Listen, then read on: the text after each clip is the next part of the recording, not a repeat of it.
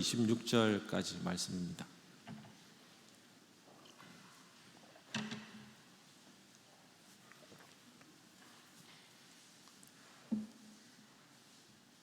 네, 창세기 25장 19절에서 26절까지 말씀 한 절씩 교독하시도록 하겠습니다. 제가 가지고 있는 성경이 34페이지네요. 아브라함의 아들 이삭의 족보는 이러하니라. 아브라함이 이삭을 낳았고 리브가는 밧단 아람의 아람 족속 중 부두엘의 딸이요 아람 족속 중 라반의 누이였더라. 이삭이 그의 아내가 임신하지 못하므로 그를 위하여 여호와께 간구하매 여호와께서 그의 간구를 들으셨으므로 그의 아내 리브가가 임신하였더니 그 아들들은 그의 태 속에서 서로 싸우는지라. 그가 이르되 이럴 경우에는 내가 어찌할꼬 하고 가서 여호와께서 그에게 이르시되 두 국민이 내 태중에 있구나. 두 민족이 내 복중에서부터 나누이리라. 이 족속이 저 족속보다 강하겠고 큰 자가 어린 자를 섬기리라 하셨더라. 먼저 나온 자는 붉고 전신이 토록 같아서 이름을 에서라 하였고 이름을 야곱이라 하였으며 리브가가 그들을 낳을 때에 이삭이 60세였더라. 아멘. 창세기는 모든 근원의 시작을 나타냅니다. 1장에서 11장까지를 원역사라고 하고요. 12장에서 50장까지는 아브라함, 이삭, 야곱, 요셉 이 네 명의 족장을 통하여 이스라엘 민족의 역사가 세워져 가는 것을 기록하고 있습니다. 이스라엘 민족의 직접적인 기원을 나타내시는데 이렇게 열거하는 이유 중에 하나는 하나님이 직접적으로 개입하심을 통하여 약속을 이루어 가시는 네 명의 믿음의 조상들을 나타내고 그들의 행적을 기록하기 위함입니다. 창세기 12장에서 50장까지는 방금 말씀드린 4명의 족장으로 이야기가 구성이 됩니다. 아브라함, 이삭, 야곱, 요셉 들의 삶 전체를 통한 하나님의 구원 역사의 흐름을 보여주는 과정이 있습니다. 각 족장들마다 이 4명의 믿음의 조상들마다 다양한 개성과 그들만이 가지고 있는 파란만장한 삶, 인생 행로를 적나라하게 보여주고 있습니다. 삶의 기록을 고스란히 나타내게 됩니다. 우리는 이들의 모습을 통하여서 인간성의 영원한 본질과 이들과의 비교를 통해서 우리 스스로의 자신의 모습들을 발견하게 됩니다. 하나님께서 아브라함과 그의 자녀들에게 많은 후손의 약속을 하셨습니다. 별과 같이 모래와 같이 많게 될 것이라고 약속을 하셨습니다. 그런데 이 어려움들이, 이 약속들이 이루어지는데 아무런 어려움이 없다면 결혼을 해서 자녀를 낳는 것이 자연스러운 일이라면 쉬운 일로 생각될 것입니다. 그래서 하나님은 약속을 말씀하시고 그것들을 성취하실 때마다 결정적인 역할을 하십니다. 창세기는 약속을 주신 분도 하나님이시고 약속을 성취해 가시는 분도 하나님이심을 분명하게 나타냅니다. 다시 말하면 아브라함의 자손 한 사람 한 사람이 그냥 되는 것이 아니라 하나님의 개입하심으로 하나님의 능력으로 태어났다는 것, 이루어졌다는 것을 강조합니다. 비록 이삭이 아브라함의 아들이며 약속의 상속자이지만 그렇다고 해서 아무런 문제 없이 다음 상속자를 낳을 수 있던 것은 아니었습니다. 여전히 그 일에도 하나님의 역사하심이 필요한 일이기 때문에 그렇습니다. 오늘 우리가 읽었던 창세기 25장 19절에서 26절까지 말씀은 짧게는 하나님이 선택하신 이스라엘 민족의 혈통이 되는 12지파의 형성이 되는 과정의 출발점이 되고요, 넓게는 태초부터 종말에 이르는 이 땅의 구원 역사의 전체가 오직 여호와 하나님의 절대 주권에 의해서 전개된다는 사실을 집중적으로 부각시킵니다. 성경은 많은 역사적인 이야기들로 구성이 되어 있습니다. 어떤 분들에게는 역사가 어려운 이야기라고 생각이 되실 겁니다. 사실 역사처럼 흥미있고 재미있는 교훈적인 이야기는 없습니다. 하나님께서 역사 속에서도 특별히 하나님의 사람들의 생애를 소개함으로써 우리에게 많은 것들을 깨우쳐 주고 있습니다. 특히 하나님의 말씀으로 다루는 인물들의 생애에는 큰 깨달음이 있고 우리가 살아가면서 반드시 붙잡아야 할 삶의 방향을 보여줍니다.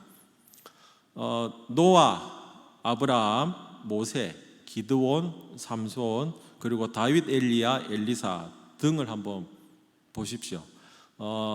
성경 속에 존재하는 이와 같은 성경의 인물들은 우리와는 다르다고 생각할 수 있습니다. 그래서 이 인물들이 성경 속에서만 존재하는 인물로, 하나의 신화와 같은 위인과 같은 인물로 우리에게는 다가올 수 있습니다. 그래서 우리가 그 믿음의 선진들, 조상들을 얘기할 때 우리는 절대 올라갈 수 없는 나무라고 판단할 수 있습니다.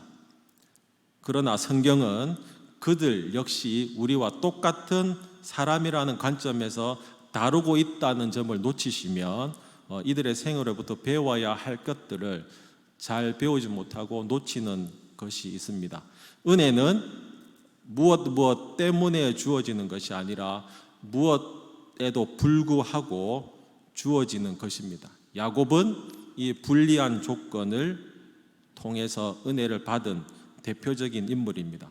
하나님의 은혜와 크심을 드러내기에 가장 적합한 인물이 야곱입니다. PPT 한번 좀 보시겠습니다. 저는 안 보이는데요. 야곱의 생애입니다. 야곱은요, 오늘 우리가 읽었던 25장부터 29장까지 마지막 창세기가 끝날 때까지 거의 다 기록이 되어 있습니다. 야곱의 생애를 보여드리는 이유는 저렇게 설교를 하겠다는 얘기겠죠. 야곱의 생애를 통해서 우리에게 우리와 별반 다르지 않는 사람을 통해서, 생애를 통해서 하나님 주시는 은혜가 있기를 소망합니다. 또 다음에 보여드리겠습니다. 야곱은 성경에 나오는 어떤 인물보다도 우리와 비슷한 인물입니다. 자세히 읽어보시면 평범하게 느껴집니다. 만약에 야곱과 같은 사람이 내 옆에 있다면 아마도 불안해서 살 수 없을 겁니다. 왜냐하면 야곱은 발 뒤꿈치를 잡고 나왔던 사람이죠.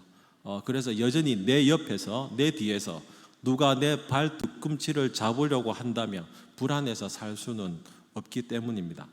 오늘부터 나누게 될 창세기 25장부터 마지막까지는 대부분 야곱의 삶에 대한 긴 이야기들입니다.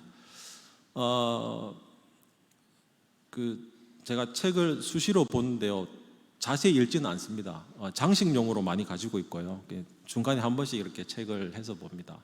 우리 심은영 집사님이 시인이신 건 아시죠? 제가 그 책을 좀 이렇게 보다가 거기에 보면 빈배라는 제목의 시가 있습니다. 거기 한 8줄, 10줄 정도 돼 있는데요. 거기에 보면 타인의 일정 모습을 보고 분노한다라는 것은 타인 속에 있는 자신의 악을 보았기 때문이라는 문구가 나옵니다. 야곱의 생애를 통해서 우리의 모습을 살펴보신 은혜가 있었으면 좋겠습니다. 자세히 읽어보시면 우리와 그렇게 크게 다르지 않다는 것을 아실 수 있습니다. 내 아이에 대해서 드러나는 문제가 보일 때 화가 나고 분노가 나죠. 닮지 않아도 될 것들은 꼭 닮습니다. 어떻게 그렇게 정확하게 닮아가는지 모르겠습니다. 왜 그렇습니까? 저의 모습이 보이기 때문에 그렇습니다. 오늘부터 나누게 되는 야곱의 생애를 통하여 우리의 모습이 어떠한지 한번 십자가 앞에서, 말씀 앞에서 점검하시는, 그리고 방향을 주님께로 돌리시는 은혜가 있기를 축복합니다. 우리 자신 스스로가 보기에 싫어하고 숨기고 싶은 기질들, 성향들, 그리고 우리 삶에 어긋나 있는 여러 부분들을 보게 해줍니다. 야곱을 통해서 나 자신을 살펴보게 해줍니다. 그만큼 우리와 매우 가깝기 때문에 관심을 끄는 인물 중에 하나입니다. 야곱의 인생을 보면서 나타나는 연약함, 안간힘, 자존심, 갈망, 그리고 부족한 심리와 궁핍함, 결핍을 공감하게 됩니다. 야곱은 감정적으로는 아버지와 멀리 지내고 어머니와는 아주 친밀하게 밀착되어서 자란 사람입니다. 우리는 에서가 아니라 야곱에게서 우리를 발견하게 되는 이유가 거기에 있습니다. 성경은 언약의 자손이라고 해서 그 자손들을 완벽하게 소개하고 있지 않습니다. 우리 기독교 가정들도 얼마나 많은 약점을 가지고 있는지 잘 모릅니다. 야곱의 생애를 보면서 우리 모두가 천천히 생각해 보시는 시간들이 되셨으면 좋겠습니다.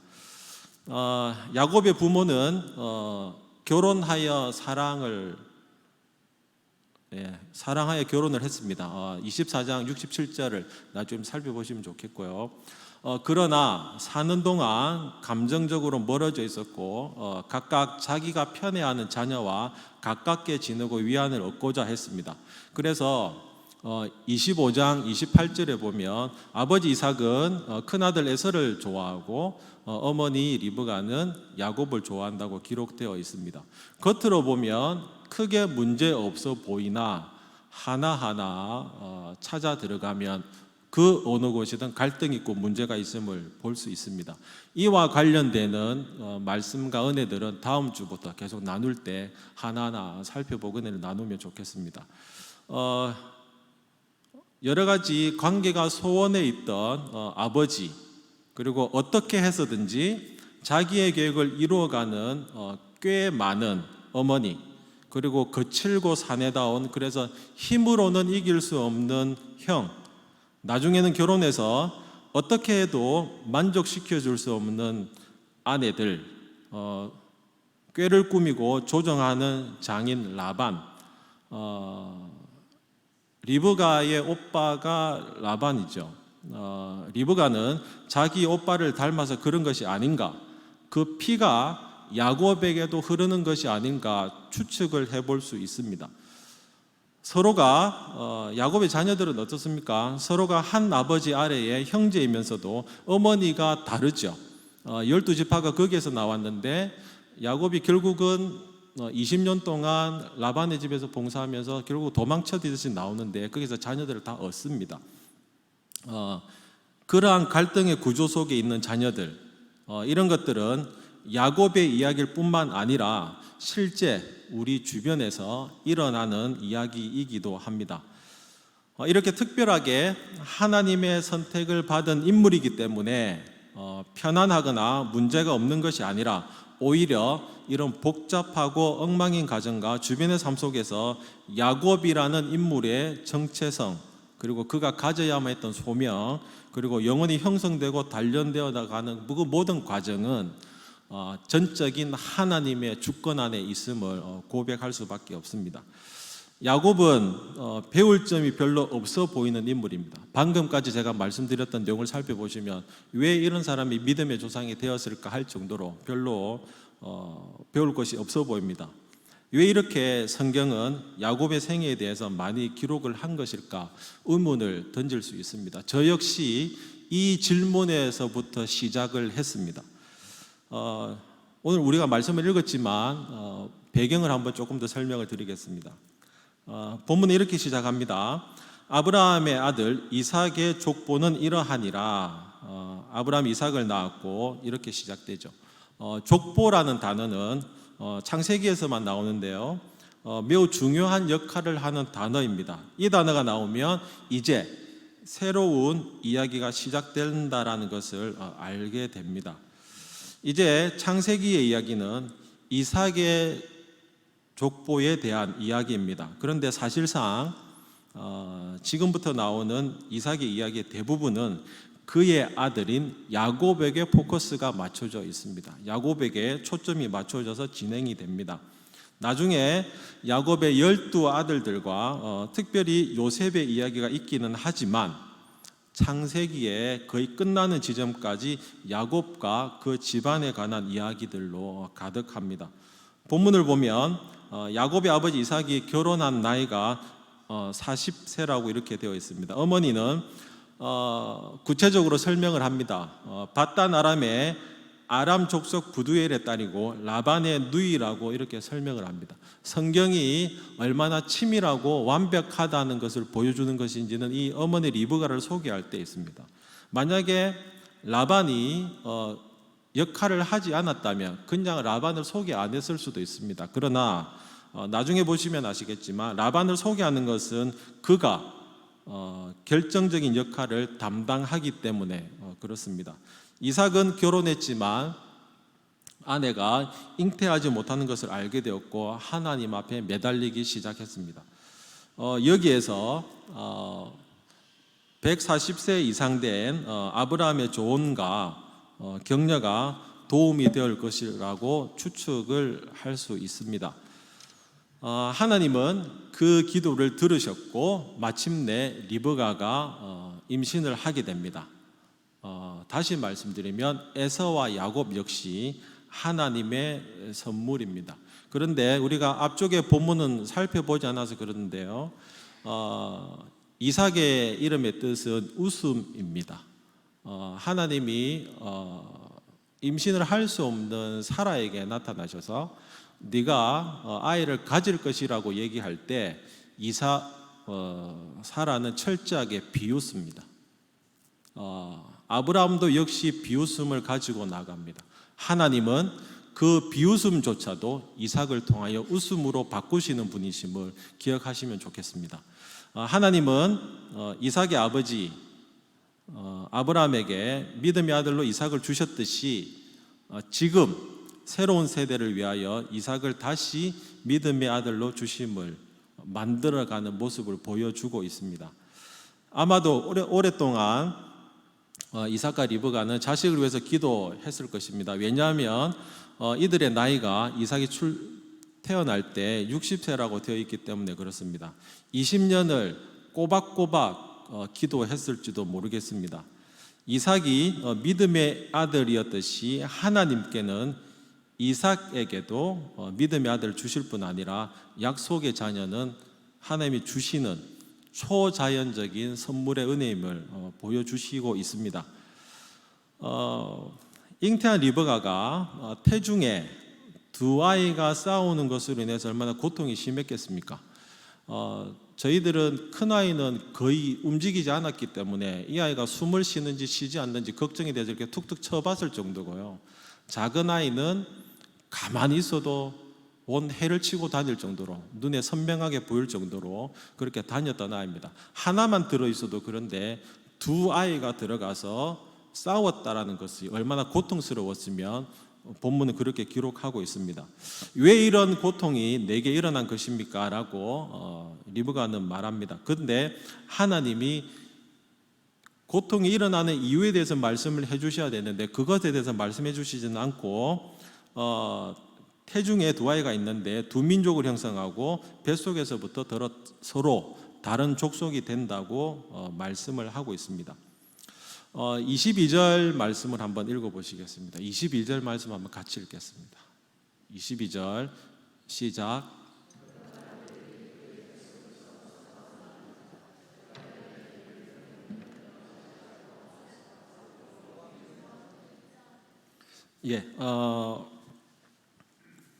아이들의 그 복중에서 움직임을 묘사하기 위해서 싸운다라는 표현을 썼습니다. 이 싸우다라는 이 원뜻은 짓누르다, 으깨다, 산산조각내다, 학대하다라는 의미를 가지고 있습니다. 그러니 뱃속에 있을 때부터 벌써 둘은 치열하게 싸웠음을 알 수 있습니다. 태어난 후에도 싸울 날이 충분히 많음에도 불구하고 뱃속에 있을 때부터 싸웠다라는 것은 여러 가지를 생각하게 해줍니다. 이후에 아시겠지만 장자권을 둘러싸고 그들은 형제가 아니라 원수가 되어 죽이려고 도망을 가고 죽이려고 쫓아가는 그 일들을 벌이게 됩니다. 이 말씀은 이미 이들이 태어난 이후에도 갈등이 여전히 존재할 것이라는 것을 예고하듯이 표현이 되어 있습니다. 때가 되어 리브가는 두 아이들을 출산합니다. 첫째 아이는 붉고 온몸에 털이 많아서 에서라 이름 지었고, 둘째 아이는 형의 발 뒤꿈치를 잡고 낳았기 때문에 야곱이라 이름을 지었습니다. 당시 문화에서 이름 짓기는 중요한 의미를 가지고 있습니다. 대개 이름을 지을 때 미래에 대한 소망을 담거나 출생에 관한 사건을 기억할 수 있는 이름을 많이 가질 수 있습니다. 모든 이름에는 반드시 이유가 있습니다. 제가 잘 아는 목사님은 어떤 분은 온양이고요, 어떤 분은 북경입니다. 제가 물어봤습니다. 왜 그러셨냐고. 근데 그 아버님이 독립군을 하셨기 때문에 독립운동을 쭉 하시면서 첫째 형은 북경에서 출산했기 때문에 북경, 작은 목사님은 온양에서 태어났기 때문에 온양. 실제로 가족 이름이 다 그렇습니다. 우리 이름에 이유 없는 것은 하나도 없습니다. 지난주에 그 전도사님 개명했다고 제가 말씀을 드리고 얼마나 무안했는지, 모든 이름에는 뜻이 있습니다. 나중에 보시면 아시겠지만 야곱도 이름을 바꾸죠. 성경에는 이름을 바꾸는 것들이 여러 개 나옵니다. 이름을 바꾼다라는 것은 새로운 삶을 의미하기 때문에 그렇습니다. 오늘 본문이 이러한 야곱의 출생에 대하여 우리에게 알려주는 기본적인 내용들입니다. 야곱의 이름이 발꿈치를 잡다라는 말에서 나온 속여 넘어뜨리다라는 뜻에 해당되는 말입니다. 요즘 표현으로 하면 남의 다리를 걸어서 넘어뜨리는 자, 속이는 자를 넘어서서 배신하는 자, 이렇게까지 의미가 함축될 수도 있어 보입니다. 태어날 때 형 에서의 발꿈치를 잡고 나와서 그 이름이 야곱이 된 이 사람이 생애는 정말 그 이름 야곱 같은 삶을 보여줍니다. 이름대로 속이며 살아갑니다. 그랬던 자신이 삼촌에게도 속습니다. 그는 속셈을 가지고 상황을 조종하며 남을 속이려고 했던 공격적인 인물로 보입니다. 그러나 우리가 그에게서 발견할 수 있는 유일한 장점, 단 한 가지를 뽑으라고 한다면 하나님께 반드시 복을 받겠다라는 열망과 간절함을 가지고 있습니다. 심지어 그 복을 받기 위해서 거짓말도 서슴지 않는 인물입니다.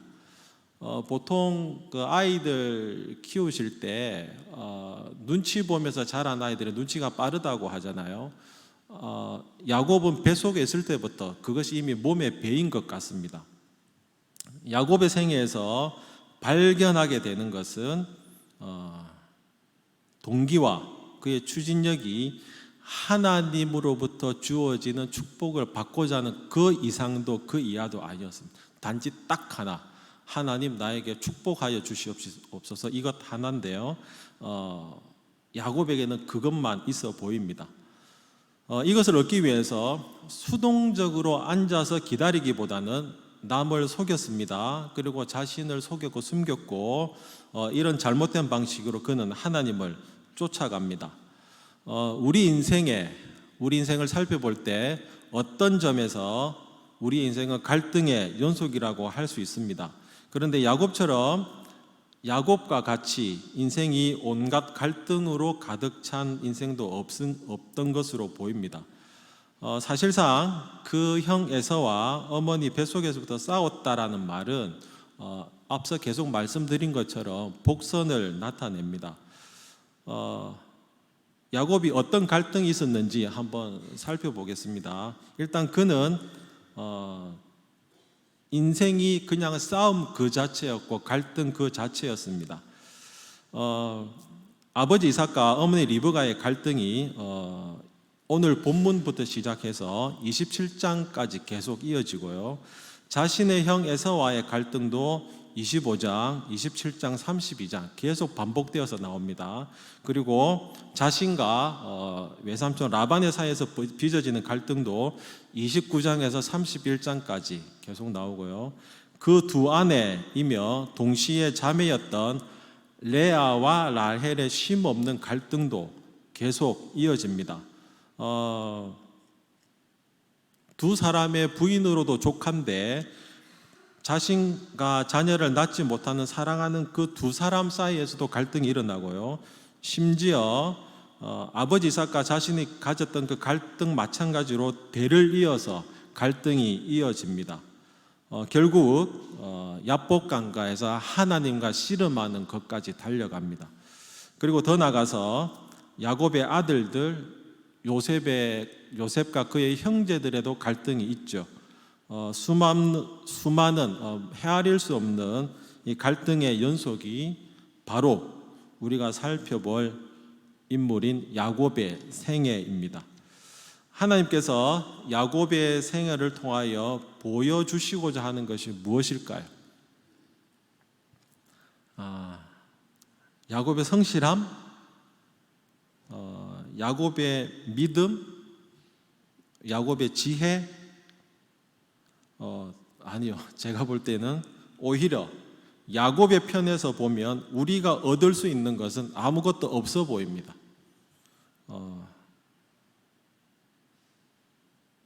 성경은 야곱이 주인공이 아니라 하나님이 주인공이라는 것을 보여주고 싶어 합니다.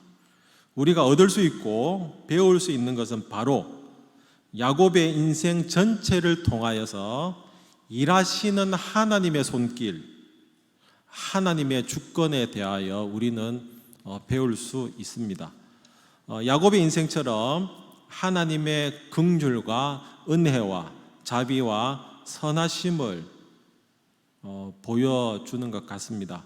그러나 우리가 하나 또 잊지 말아야 할 것, 그 야곱과 같은 인생이 바로 저와 우리 성도님의 삶이 되지 않을까 싶습니다. 신앙은 우리의 잘남을, 우리의 도덕성과 교양을, 우리의 의를 나타내는 것이 아니라는 사실을 야곱을 통해서 분명히 보여주고 있습니다.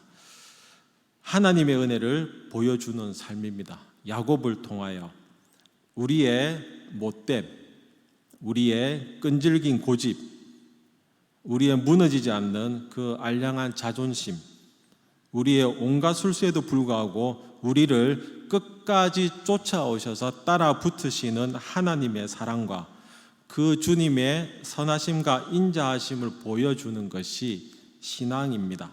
신앙은 우리를 증명하는 것이 아니라 하나님을 증명하는 것입니다. 이런 점에서 야곱은 성공한 사람입니다. 자신을 통해서 하나님이 완벽하게 드러나기 때문에 그렇습니다. 야곱의 생애를 통해서 나타난 하나님의 은혜를, 그 은혜와 긍휼과 자비하심과 선하심과 인자하심이 우리 삶 속에서도 발견하시고 이루어지는, 경험하시는 감격과 은혜가 있기를 축복합니다. 하나님의 선하심과 인도하심은 결국 우리를 이깁니다. 그러나 내 고집을 안고 살아간 세월만큼 그리고 거기서 받은 상처와 아픔의 대가만큼 인생에서 또한 지불하게 된다는 사실을 잊으시면 안 되실 것 같습니다. 그것 또한 야곱의 인생을 통하여 놓치지 않고 하나님은 보여주십니다. 쉽게 말씀드리면 빨리 돌아오라는 하나님의 메시지입니다. 야곱은 둘째로 태어났지만 태어나기 전부터 둘째가 되기를 원하지 않았습니다. 거기에 만족하지 않았습니다. 겉으로는 그렇지 않은 듯 했고 형 에서에 비하면 결코 거칠다고 할 수 없지만 실제로 그는 거친 승부욕을 가진 사람이었습니다. 외유내강형이라고 말을 하는데요, 아마 야곱이 그렇지 않았나 싶습니다. 야곱은 그의 인생의 많은 시간을 통해서 하나님께서 그를 깨뜨리시고 다듬으시고 인생에서 받은 상처를 하나님이 만져주시는 것들을 실제로 경험하며 나아갔습니다. 그는 발꿈치를 잡은 자가 아니라 끝까지 한 번 잡은 그 하나님이라는 발꿈치를 놓치지 않았습니다.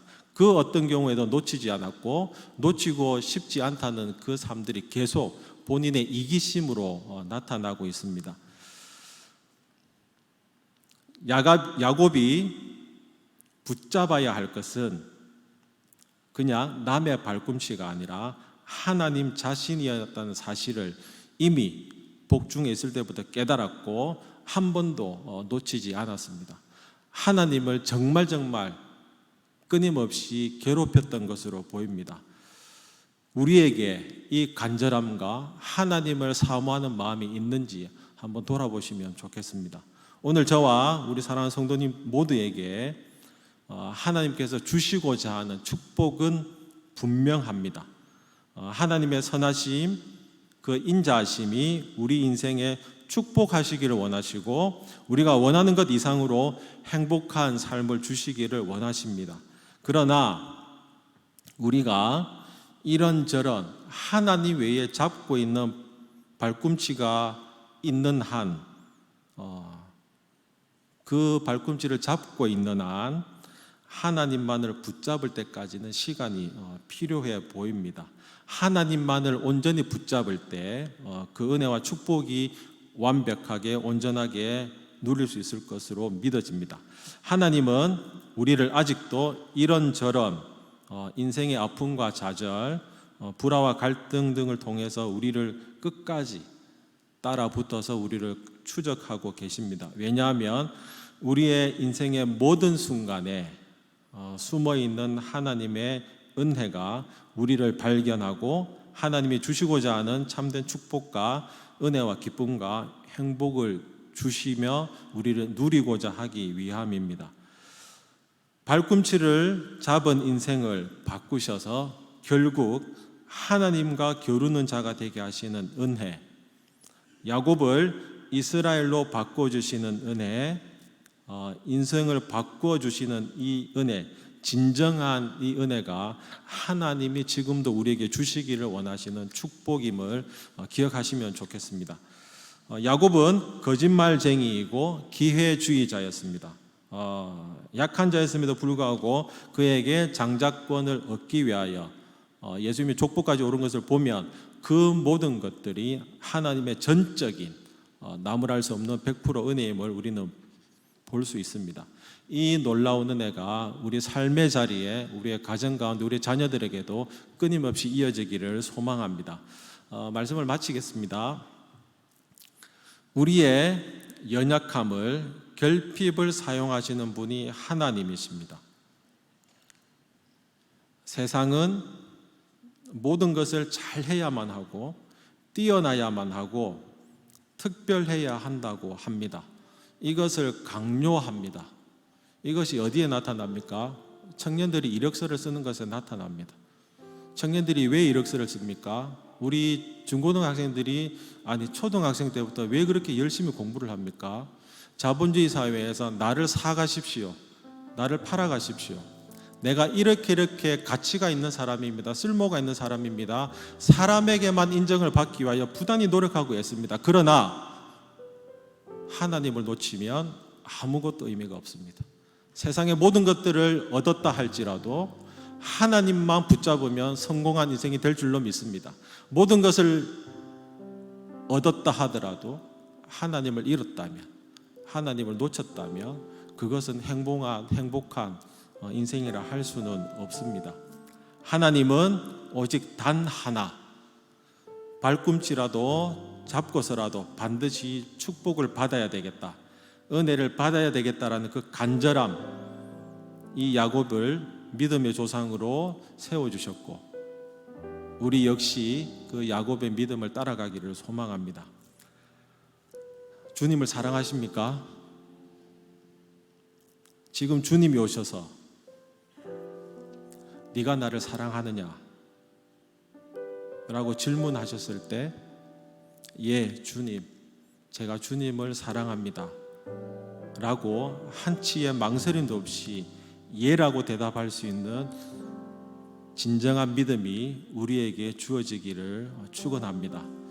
나에게 가장 큰 부끄러움은 돈이 없는 것도 아니요, 인기가 없는 것도 아니요, 친구가 없는 것도 아닙니다.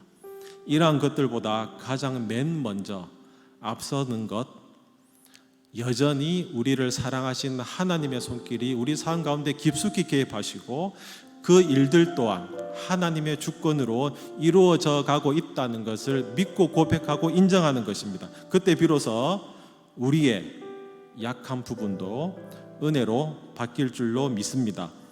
하나님을 따라가는 인생의 시작은 발꿈치를 잡으려고 애쓰는 간절함에서 시작됩니다. 지금 어떤 발꿈치를 잡고 계십니까? 누구의 발꿈치를 잡고 계십니까? 하나님을 잡으셔야 됩니다. 이렇게 발버둥 치는 그 간절함이 우리 삶에 다시 소생하고 일어나서 회복되는 은혜가 있기를 주님의 이름으로 축원합니다. 우리 오직 주의 은혜로 찬양하며 나아가겠습니다.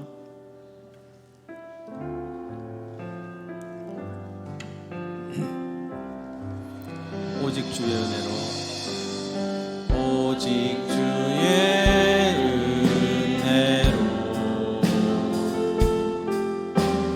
지금 여기 서 있네. 한없는 경배, 한없는 찬양, 내 영혼 예배드리네. 주님은 나를 위해 이 땅에 오셨습니다. 나를 위해 이 땅에 오신 주의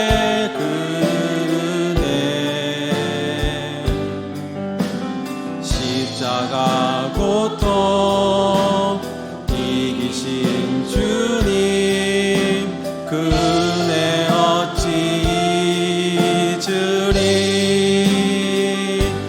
주네 날 채우시네. 주네 보게 하시네. 살아가는 동안 은혜로만 살리.